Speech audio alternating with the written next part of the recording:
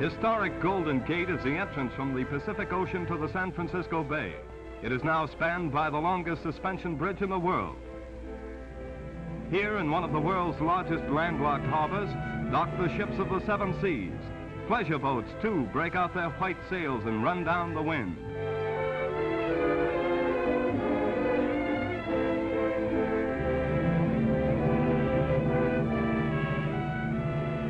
Alcatraz, a grim federal prison, is built on a rock jutting up from the center of the bay.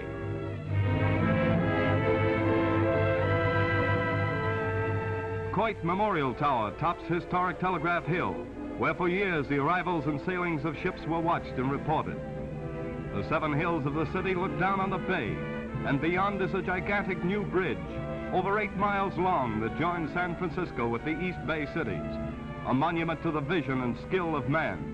This colossal structure tunnels through Yerba Buena Island and crosses the largest navigable body of water yet spanned.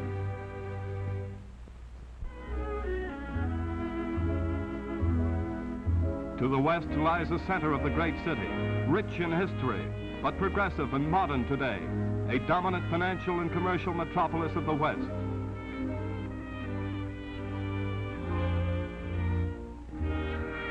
At the foot of Market Street is a big ferry terminal, its tall tower long a famous landmark that can be seen for miles around. From high on Twin Peaks, the beautiful view of the city gives one an idea of its expanse and its many tall buildings on high hills.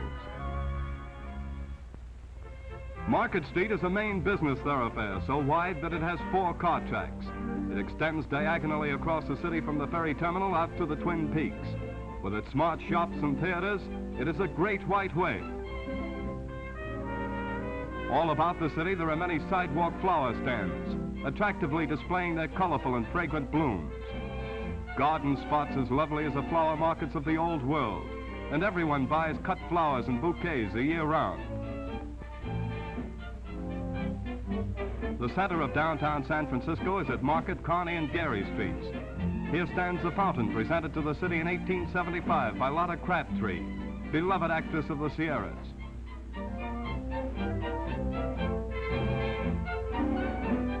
Facing Union Square, where uptown and downtown merge, is the St. Francis Hotel, and in the lovely palm-shaded square, the Dewey Memorial Monument. Some of the streets are so steep that the cars must be run on cables. They're revolved about by the motorman and conductor at the Avenue Terminal on a turntable. A quaint sight indeed. Yes, sir, in San Francisco, hills are hills, and motorists and their brakes must both be good for safe driving as up and down they go. The magnificent new Civic Center includes the Exposition Auditorium, the War Memorial Opera House, and the Veterans Building. The massive City Hall is an impressive building. Its dome is nearly as high as that of the Capitol at Washington. Because of the nearness to the sea, gulls, not pigeons, are the pets of the plaza grounds. The Exposition Auditorium and many other great buildings form an inspiring group about a flower-studded plaza.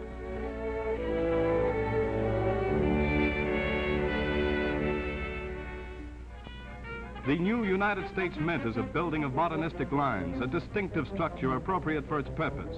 In its well-guarded vaults are stored millions in gold bullion and silver bars. Frequently, the passers-by stop to watch the careful transfer of precious metal. Great quantities are received, and Uncle Sam takes no chances.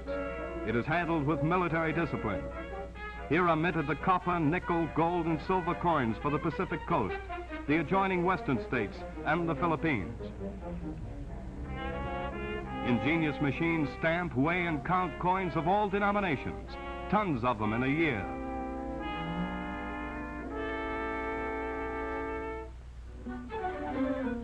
Chinatown, the largest Oriental city in the Occident.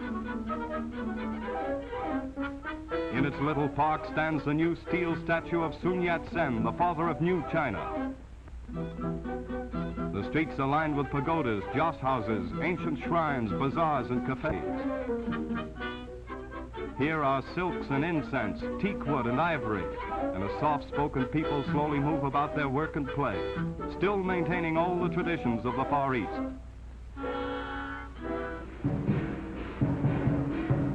Frequent fantastic ceremonies celebrate holidays of old China in the traditional manner.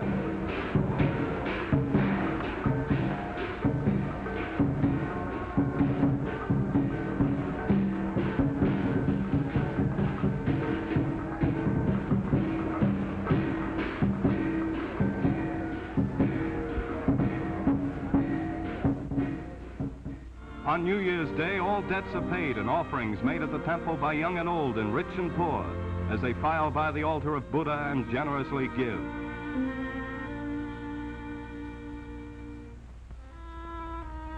There is news from across the Pacific posted every day on the bulletin of the Chinese journals. Not good news today. With native mannequins, a modern fashion show displays the latest styles as well as the ornate ancient costumes worn for centuries in old Cathay. These young ladies dress as well as their sisters of the Western world, and sometimes more picturesquely. Colorful Fisherman's Wharf is like the docks at Old Naples. A fish dinner on the wharf is long remembered as an unusual treat. Swarthy fishermen mend their nets and prepare to sail out to sea. They will bring back a big catch, luscious seafoods of the deep Pacific. Cracked crabs are but one of the many famous delicacies served here. On the site of the Panama Pacific Exposition of 1915, there are still standing and used some of the most beautiful buildings, monuments of the good taste of the last generation. San Francisco's most historic building is Mission Dolores, founded by Spanish monks in 1776. Many unusual relics are seen here from the days when California was ruled by Spain and Mexico. Golden Gate Park is the largest man-made park in the world. The DeYoung Memorial Museum houses many precious exhibits of paintings and statuary, beautiful buildings and monuments set in a garden spot of over 1,000 acres. Winding drives run from the city center to the sea. A singing waterfall in the heart of the park makes the city seem far away.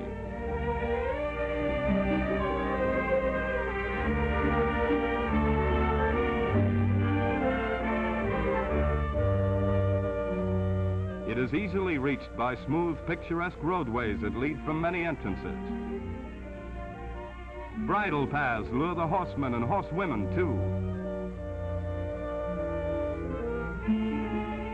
Rolling sheep pastures suggest rest and quiet.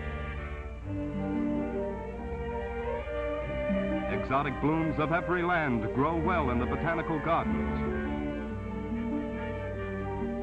Buffalo graze peacefully, reminiscent of the great herds that roamed the prairies and plains of the early West. These drives seem far away from the city's whirl. Golf is played almost in the shadow of the Golden Gate, and some of the finest courses that golfers know are within the boundaries of the city and easily reached.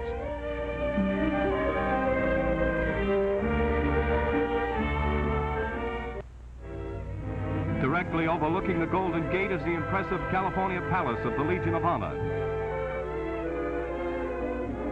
High on the Pacific shore stands the Cliff House, a noted landmark since before the Civil War. The broad windows look out on the rolling ocean, the harbor forts, and the famous Seal Rocks. There are hundreds of seals here, and they play in the foamy spray and breaking waves. The Esplanade skirts the wide beaches of the sparkling Pacific shore, a charming drive along the sea leading to the coast highways beyond. And the old Dutch windmill waves its big arm in welcome or adieu to ships in the great harbor. San Francisco by the Golden Gate, city of fond memories and visions of progress for tomorrow.